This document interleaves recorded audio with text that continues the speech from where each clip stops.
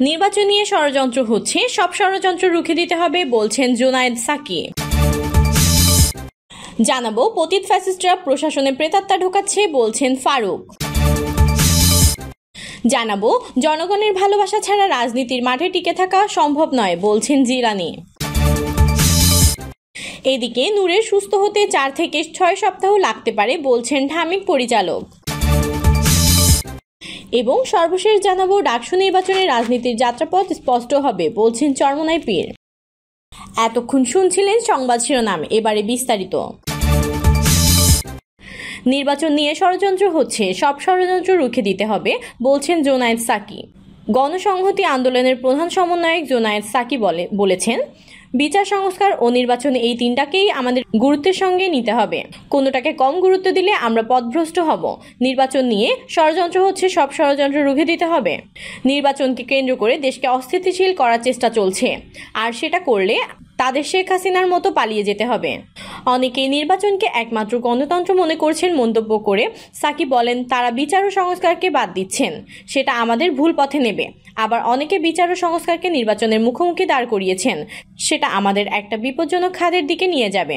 এই জায়গায় আমাদের উপলব্ধি করা দরকার। জাতীয় নির্বাচনের প্রয়োজনীয়তার উপর গুরুত্ব আরোপ করে জুনায়েদ সাকি বলেন, অন্তর্বর্তী সরকার ইতোমধ্যেই আগামী ফেব্রুয়ারিতে নির্বাচনের সম্ভাবনা তারিখ ঘোষণা করেছে। আশা করা যায় খুব দ্রুত সময়ের মধ্যে একটি জাতীয় নির্বাচন অনুষ্ঠিত হবে, যা দেশের গণতন্ত্রের ইতিহাসে মডেল নির্বাচন হিসেবে বিবেচিত হবে। এতে দেশের মানুষের মুক্ত মত প্রকাশের অধিকার সুরক্ষিত হবে এবং একটি শক্তিশালী ও দায়িত্বশীল সরকার গঠন সম্ভব হবে।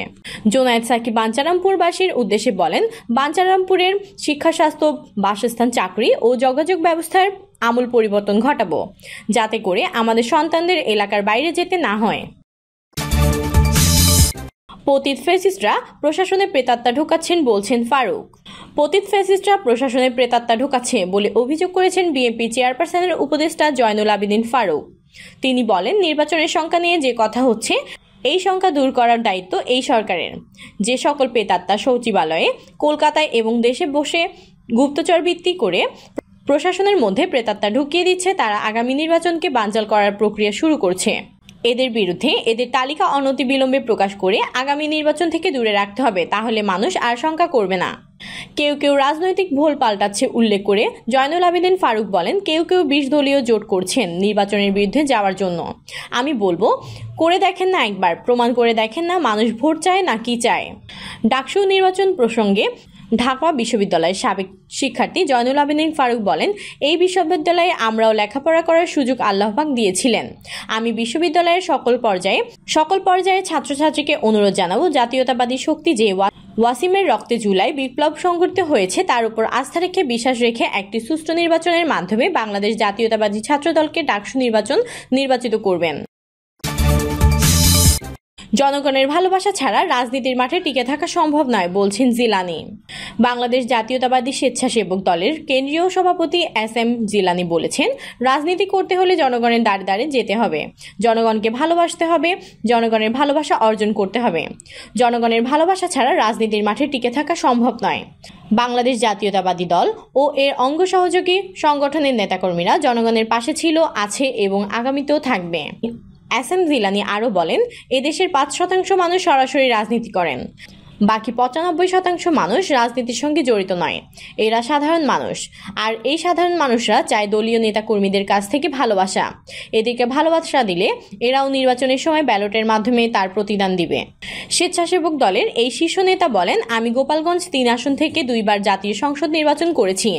দল যদি আমাকে মনোনয়ন দেয়, তাহলে আগামীতেও এই আসন থেকে নির্বাচন করার ইচ্ছা আছে। আমি এই জনপদের মানুষের সুখে দুঃখে বিগত দিনে ছিলাম, এখনও আছি এবং ভবিষ্যতেও থাকব। নূরের সুস্থ হতে 4 থেকে 6 সপ্তাহ লাগতে পারে বলছেন ঢামেক পরিচালক। গণ অধিকার পরিষদের সভাপতি নুরুল হক নূরের সুস্থ হতে আরও 4 থেকে 6 সপ্তাহ সময় লাগতে পারে এবং পরিবার চাইলে আগামী কয়েকদিন পর তাকে বাসায় নিয়ে যেতে পারবেন বলে জানিয়েছেন ঢাকা মেডিকেল কলেজ হাসপাতালের পরিচালক brigadier general Mohammad Asaduzzaman. Brigadier general Mohammad Asaduzzaman বলেন, গণ অধিকার পরিষদের সভাপতি নুরুল হক নূরের সুস্থ হতে আরও 4 থেকে 6 সপ্তাহ সময় লাগতে পারে এবং আগামী কয়েকদিন পর পরিবারের সদস্যরা চাইলে তাকে বাড়ি নিয়ে যেতে পারবেন। ঢামেক হাসপাতালের পরিচালক বলেন, গত 29 আগস্ট আমাদের এখানে আহত অবস্থায় নিয়ে এলে জরুরি বিভাগের অনস্টপ এমার্জেন্সি সেন্টারে তাকে ভর্তি করা হয়। সেখান থেকে রাতেই তাকে আইসিইউতে নিয়ে যাওয়া হয়। অবস্থার উন্নতি হলে তাকে আইসিইউ থেকে শিফট করা হয়। মোহাম্মদ আসাদুজ্জামান আরও বলেন, নুরুল হকের নূরের চিকিৎসায় 6 সদস্যের মেডিকেল বোর্ড গঠন করা হয়েছিল। নূরের নাকের হাড় ভাঙার কারণে মাঝে মাঝে রক্তপাত হচ্ছে। লোক যখন তাকে একটি হাসপাতালে চিকিৎসার জন্য নিয়ে যায় তখন তার 2 নাকে প্যাক দেওয়া ছিল যাতে তার রক্তপাত বন্ধ হয়ে যায়। পরে সেটি আমরা খুলে দিই। পরে আবার সেখান থেকে রক্ত দেখা যায়। এটি মাঝে মধ্যেই আসতে পারে। মাঝে মধ্যে হাঁচি কাশি দিলে রক্ত আসতে পারে, কিন্তু সেটা নিয়ে চিন্তিত হওয়ার কিছু নেই। তার নাকের হাড় ভাঙলেও তার স্ট্রাকচার চেঞ্জ হয়নি। নূরের আরেকটি ফ্র্যাকচার ছিল ম্যাক্সিলাতে। সেটা ইনকমপ্লিট ফ্র্যাকচার না, লিনিয়ার ফ্র্যাকচার। এটাও ডিসপ্লেস না। এটাও ঠিক হতে 4 থেকে 6 সপ্তাহ লাগবে। নূরের চোখের সমস্যার বিষয়ে ব্রিগেডিয়ার জেনারেল মোহাম্মদ আসাদুজ্জামান বলেন, চোখের পাশে যে কোনো ধরনের আঘাত লাগলে সেখানে রক্ত জমাট বাঁধে।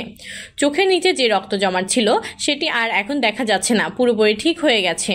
নুরুল হক নূরের মাথার আঘাতের বিষয়ে ঢামেক হাসপাতালের পরিচালক বলেন, তার মাথায় যে আঘাত ছিল সেটি ছিল খুবই মাইনর। তিনি আইসিইউতে থাকতে আমরা একটি সিটি স্ক্যান করাই। সেখানে যে অল্প পরিমাণ রক্ত জমাট ছিল সেটি অ্যাবজর্ব হয়ে গেছে। এখন তিনি স্থিতিশীল আছেন ও গ্র্যাজুয়ালি তার উন্নতি হচ্ছে। পরিচালক ব্রিগেডিয়ার জেনারেল মোহাম্মদ আসাদুজ্জামান আরও বলেন, আজকে আমি দেখে আসলাম তার একটু ঠান্ডা এবং সঙ্গে জ্বর হয়েছে। বর্তমানে তার 100 মতো জ্বর রয়েছে। গতকাল পর্যন্ত তার জ্বর ছিল না। আমরা বিশেষজ্ঞকে ডেকে এনে তাকে দেখানো হয়েছে।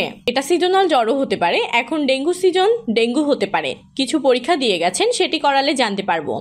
গণ অধিকার পরিষদ থেকে যে অভিযোগটি করা হচ্ছে মাথায় আঘাতের কারণে নূরের শর্ট মেমোরি লস হয়েছে, সাংবাদিকদের এক প্রশ্নের জবাবে ব্রিগেডিয়ার জেনারেল মোহাম্মদ আসাদুজ্জামান বলেন, এ ধরনের আঘাতের কারণে শর্ট মেমোরি লস হওয়ার কোনো সম্ভাবনাই নেই।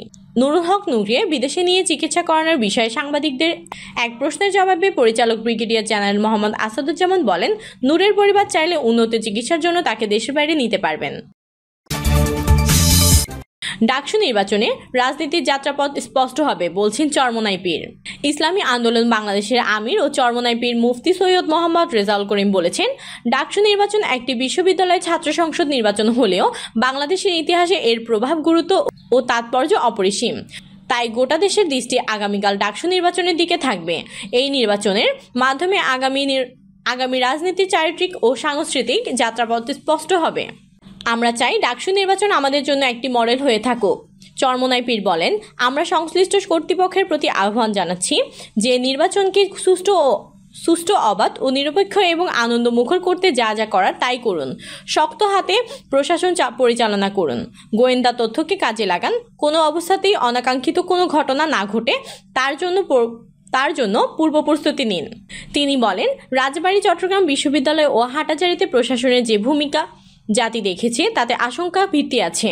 আমরা চাই প্রশাসন সক্রিয় থেকে অঘটন ঘটার আগে প্রতিরোধ করুক। অঘটন ঘটার পরে হম্বিতম্বি করার কোনো অর্থ হয় না। তিনি আরও বলেন, ঢাকা বিশ্ববিদ্যালয় একটি শিক্ষা প্রতিষ্ঠান। এখানে পড়াশোনা গবেষণায় মুখ্য হওয়া উচিত।